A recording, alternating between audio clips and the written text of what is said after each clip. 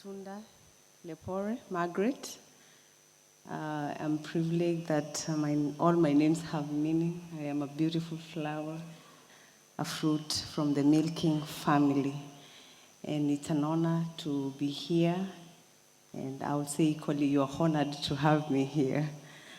Your Excellencies and members of the Governing Council from all over the world, I greet you all in my native language, and I will say Entasova Oleng. I come from the indigenous community, Maasai indigenous community in East Africa, Kenya, and I come also as a person that has been affected personally, and my community has been affected by the effects of climate change. And while I was coming back here, I was asking myself, what will it be if the rains don't come in April? Where will our animals go? Where will our animals get water? Where will my children and our children feed from? However, I don't come for myself. I carry a message from all the indigenous people all over the world, and deliberations of a number of meetings that we've had with consultation meetings both in Africa, Asia, Pacific, and Latin America, and the Caribbean.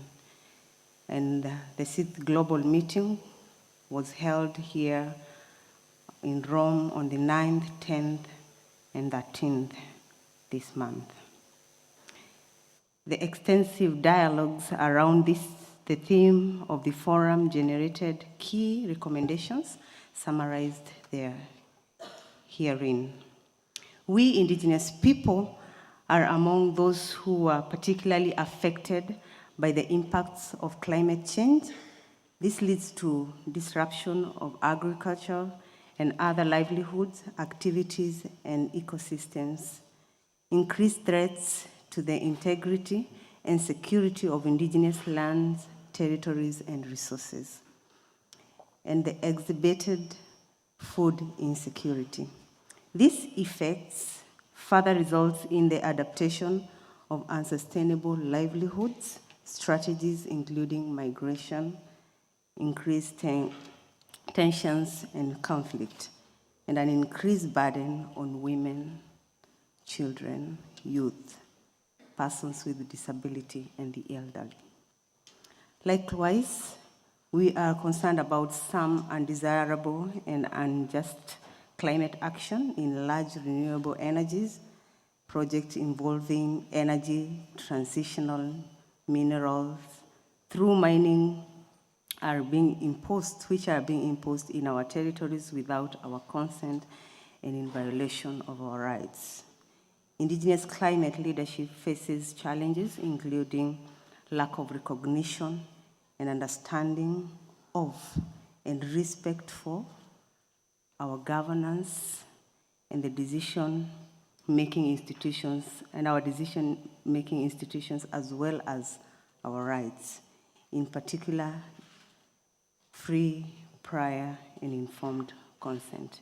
Discriminatory laws and practices force displacement and encroachment of indigenous lands and territories, failure to make space for indigenous planning, and exclusion from climate change dialogues, decision-making, and financing.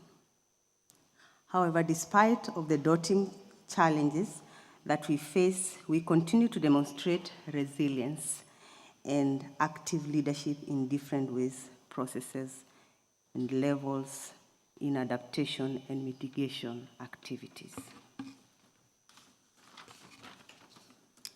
Indigenous people climate leadership is anchored in our way of knowing and being, characterized by deep, intimate, and reciprocal relationships with the land, our community living, our resilient and creative spirits, and our intercultural and long-term outlook.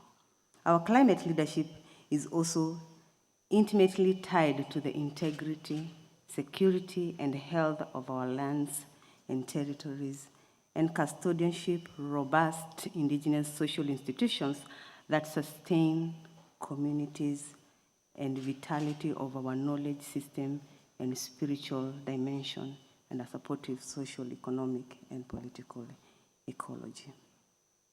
Indigenous climate action highlights the important role of women as knowledge bearers and transmitters, as anchors and guardians of community life and well-being.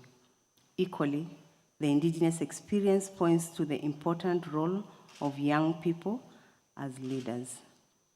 IFAD has been an important partner in Indigenous people, demonstrating tangible efforts to make space for our participation and incorporation and responding to our perspective and its plan and policies.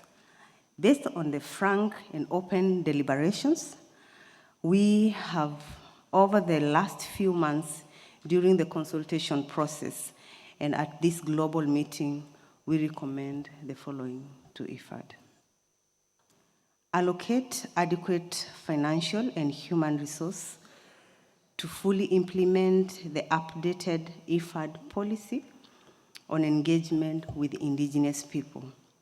This includes the recruitment of a dedicated staff at all levels, including a lead technical specialist, the translation and publication of the policy in Indigenous language, awareness raising and capacity building of Indigenous people, governments, and IFAD staff, and the development of monitoring tools. Develop a guideline and protocol of meaningful participation of members of the steering committee of the Indigenous People Forum at IFAD as observer at the executive board of IFAD. So ensure the recommendations from the forum are integrated in the regional action plan to be agreed upon with IFAD regional divisions.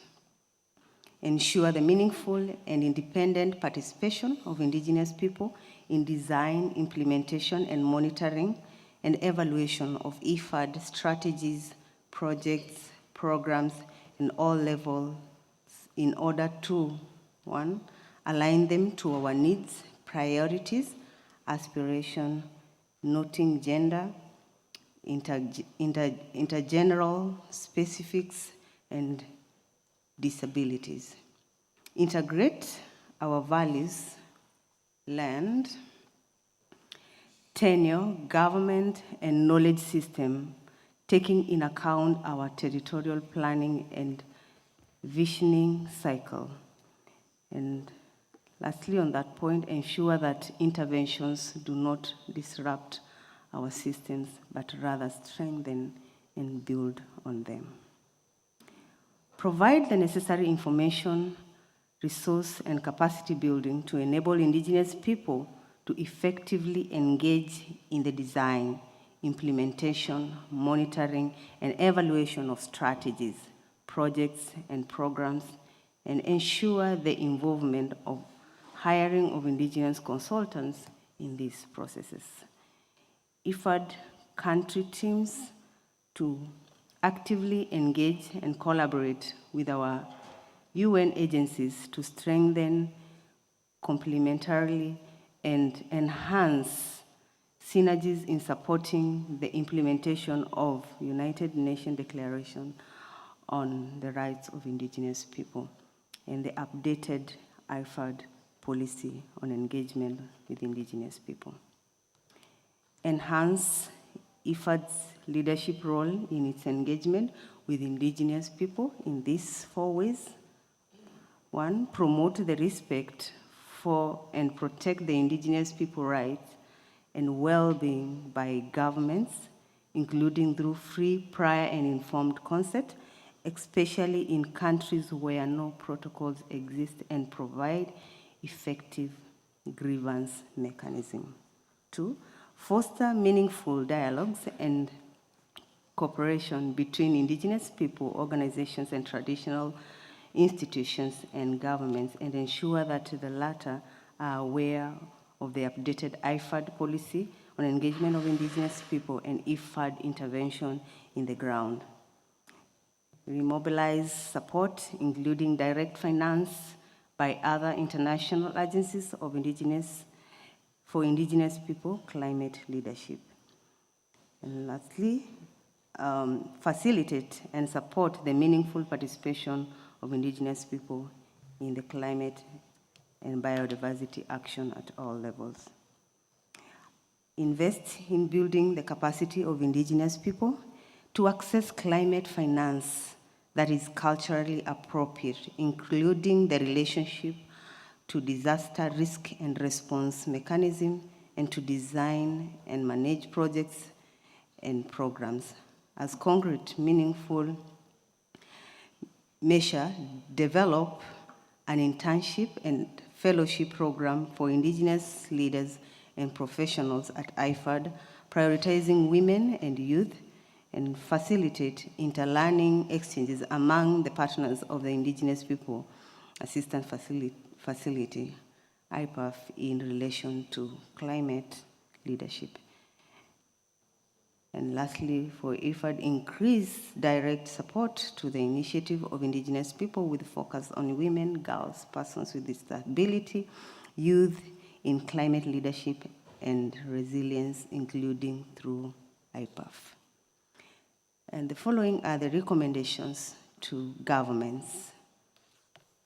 Develop legislation, policies, and develop programs that protect and advance the rights of indigenous people, and ensure that effective implementation is in coordination with our people, communities, and organizations by ensuring our free, prior, and informed consent, alignment with UNDRIP, and the implementation of the updated IFAD policy on engagement of indigenous people. Recognize and protect the land rights and the integrity of indigenous territories for life, and support the development of implementation of self-determined development with the necessary technical, financial, and institutional resources. Support indigenous people climate leadership through programs, policies, adequate resources, and financing mechanisms that support our self-determined development with special attention to women, youth, and persons with disability. Lastly, on the governments, ensure that the full and effective participation of indigenous people, including women, youth, and persons with disability, is in discussion, decision-making, and planning processes, include those related to climate and conservation action at all levels. And lastly, this is our commitment as the indigenous people.